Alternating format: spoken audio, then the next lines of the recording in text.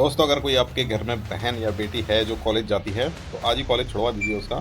क्योंकि सरकार कुछ नए कानून लेके आई है यूजीसी एक्ट करके।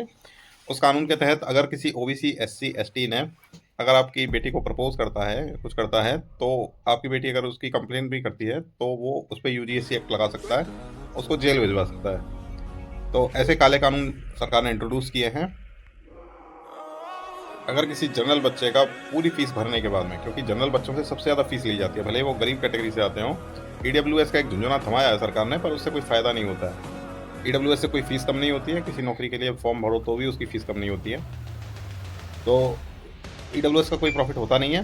तो जो भी तुम फीस पूरी भर के जाओ और वहाँ पे कॉलेज में कोई भी एससी एसटी ओबीसी वाला बच्चा तुम पे फर्जी केस लगा के तुमको बाहर भी भगा सकता है, जेल भी करवा सकता है, कॉलेज भी बंद करवा सकता है। इसके लिए इक्विटी स्क्वाड बनाई है गवर्नमेंट ने।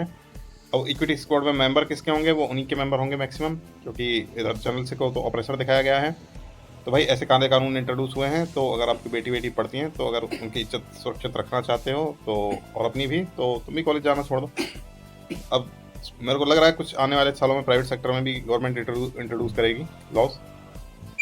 गवर्नमेंट यही चाहती है, पहले लड़ाते हो हिंदू मुस्लिम के नाम पे, अब कर रहे हैं जातियों के नाम पे।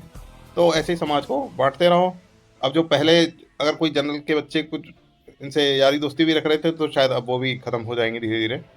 तो खैर, जनरल वाले बच्चों को अब पढ़ाई भी सबसे ज़्यादा करनी है, क्योंकि उनको मेरिट लानी है। अगर अच्छी पढ़ाई नहीं करेंगे तो उनका एडमिशन नहीं होगा। फीस पूरी भरनी है, क्योंकि कोई छात्रवृत्ति वगैरह मिलती नहीं है। पूरी फीस भरनी है। नौकरी की कोई गारंटी, सरकारी नौकरी तो भूल ही जाओ, सरकारी नौकरी लगती नहीं है। ईडब्ल्यूएस वाले कुछ फर्जी लोग हैं, वो करके अपना कर लेते हैं।